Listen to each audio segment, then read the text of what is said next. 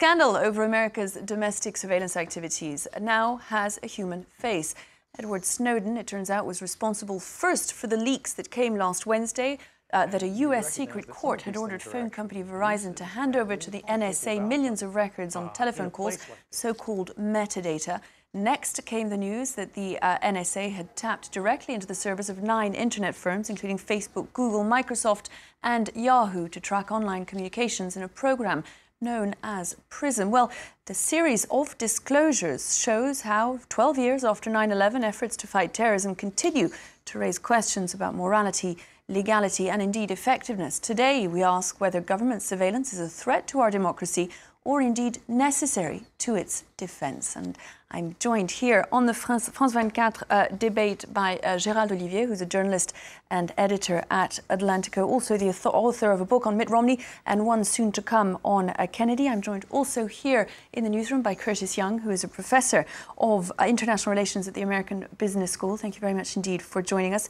Here on the set with me as well is Frédéric Douzet, who is Castec's Chair of Cyber Strategy at the French Institute of Higher National Defence Studies. You are also a US politics specialist at the French Institute of Geopolitics. And finally, we're also joined tonight from Washington, D.C. By Christopher Segoyan, who's a principal technologist at the Speech, Privacy and Technology Project of the American Civil Liberties Union. Thank you very much indeed for joining us. I gather it's fairly early where you are.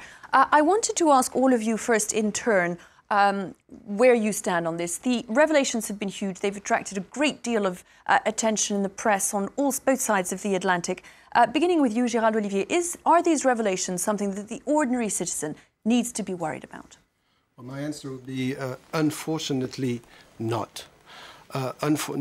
Simply because it's not something which is so new. It's something we knew was happening, has been happening. The NSA was founded back in 1952, that's 61 years ago, and has been doing the same job ever since. And the war on terrorism started in 2001, so it's been going on for 12 years. So it's nothing really new, and we kind of knew it was going on. However, I say it's unfortunately not, because we live in an information age, and we live in an age where it's very difficult to protect one's privacy, and what we have here is just another example of it. Frédéric Douzet, the same question to you. Is this something that we mere mortals need to be worried about, or has too much been made of the issue? No, I think we should really worry about it. There is always, of course, a trade-off between security and civil liberties. Now, the question is, where is the threshold and what people actually need to know? One thing is the incentive for governments to know what's going on, and it's going to be hard to stop that. But on the other hand, there is also the issue of all the data that private companies are collecting and that people are sometimes not aware of, and I think that's a very important civil rights issue. Curtis Young. I tend to agree with Gérald that this has been going on for a long time. NSA started in 1952. When I was in the military in the 1950s, I had a relationship that was doing the same thing. We've just become more sophisticated at it. At the same time, it's problematic. It's problematic in terms of the fact that there's a private company that is contracted out by NSA to do this kind of work, so that becomes then part of this sort of neoliberal project that we've been living with since the 1980s, where we privatize everything, and then that becomes very problematic because there are different kinds of senses of responsibility when it's between the private and the public and the NSA, exactly. For instance. The government has a responsibility that the private corporation's responsibility is to earn money. I'd like to put the question also to Christopher Segoyan, who's in Washington, D.C. Is this something that ordinary citizens need to be worrying about? Certainly. I mean, first, this is something that American citizens should be worrying about because the government's been collecting information about their communications, but it's also something that people in every other country should be worrying about. It's one thing for your own government to spy on you, but it's an entirely different thing for other governments to spy on you. People in France or other European countries should be thinking long and hard about whether they wish to be continuing to put their data into the hands of American companies, if doing so means that it's going to make it easier for the U.S. National Security Agency to spy on their communications. You know, when you send your emails to an American company, it means the American government has an easier time at collecting that information. Maybe European companies, individuals and governments need to start keeping their data at home. Gérald Olivier, that is one of the issues that has come out of this, that so much information is being held in these so-called American clouds. Yeah, but once again, what we have here is some kind of a revelation of an open secret. We knew that this kind of things were possible. Once again, we live in an information age. And the strange thing to me is that people worry all of a sudden because government seems to be behind it. But on an everyday level, they do it openly. You cannot get on the internet today without having somehow to register, to give away your name, to give away your sex, your age, your address, your email. And whatever you do, you give away information. This is the information age. What's happening here are really two different things. On the one hand, the government has been collecting from phone companies records of phone calls, not the content. This is the metadata that we've been hearing so much about. Absolutely. Length of phone calls, locations, and so forth, not what's inside. Not the content of your conversation, but actually who you call. And we know very well why they do this, because based on who you call and where you are, we know what you do. And most of us do this every day on a regular basis, and the information doesn't necessarily go to government, but it goes to private company that also take advantage of you. I'm personally much more concerned when whatever information I give away is used for commercial purposes than for my own security. I'd like to put that to Frédéric Douzet. Is perhaps the problem that not so much the facts of the matter, but the fact that no real public debate had taken place over this? And perhaps one is naive to imagine that these things are not known or indeed followed or indeed monitored. But the problem, and what seems to have shocked many people, is that although perhaps we should have known it, none of us were ever really asked. Yes, well, absolutely. And that's also what some Congress members in the United States are complaining about. I do agree with you that people sort of give away their data, their personal data, and put an incredible amount of personal data without online. Actually thinking about it most of the time. That's the problem. They don't do it. I mean, they don't necessarily explicitly give authorization to collect the data. And that's one of the issues for the European Union, trying to protect better personal data. And just last week, the bill was voted down to attempt to protect data, and there was tremendous lobbying from American companies to prevent that law to be voted. That would have forced companies to ask for explicit authorization to collect the data. The fact that no real debate has taken place over this, Curtis Young, that actually we're sort of discovering it and we're sort of told, well, actually, obviously, this has gone on. The real issue is that these are things that should be debated much more openly and not subject to private interest groups placing pressure when particular obscure bills come to be passed in various countries. These are national debates that we should have been having for some time, given the changes in the internet and the ability to transfer information from place to place and with the speed that we can do it. Absolutely. Look, this thing that we call democracy is an experiment. And the experiment in democracy is very fragile. And there are certain kinds of safeguards that we put in place, constitutions, Bill of Rights, different kinds of things, in order to try and create a framework for the continuation of this democracy. We began then to fragilize it away when we begin to step back from the kind of public debate that we ought to have about these kinds of things that affect all of our lives.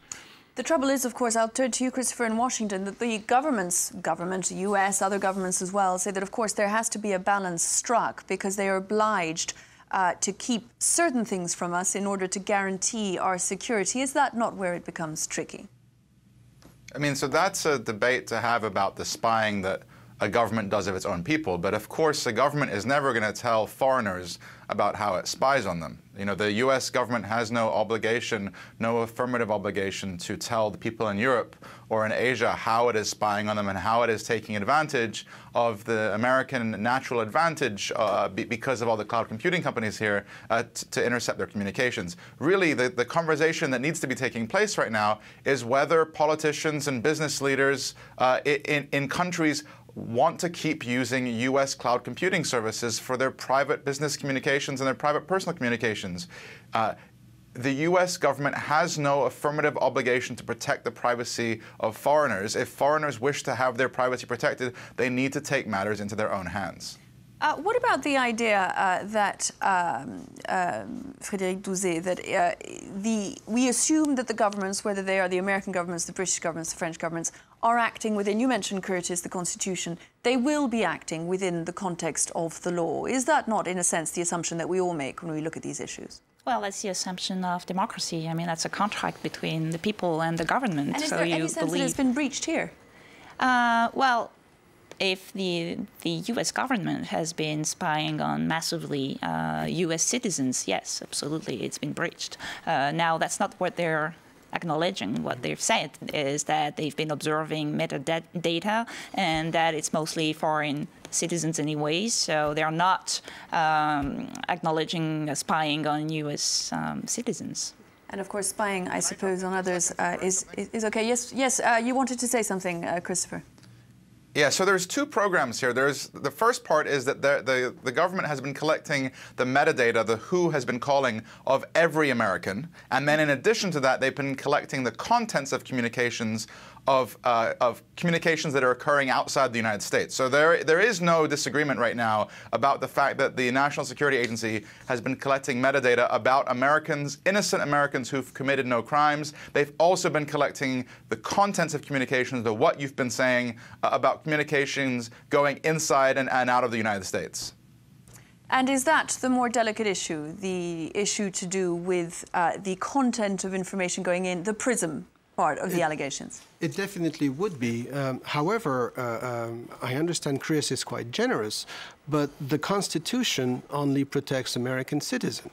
The Constitution of the United States does not apply to foreign citizens. Here we're dealing with a case involving the United States, but to believe that it's the only country in the world doing spying outside would be dreaming. It's obviously not the case. We find out often more about the US because the system turns out to be more open than that of many other countries. But unfortunately, spying is nothing new. The methods have changed, definitely. They're much more sophisticated and they're much more invading. But they've always been there.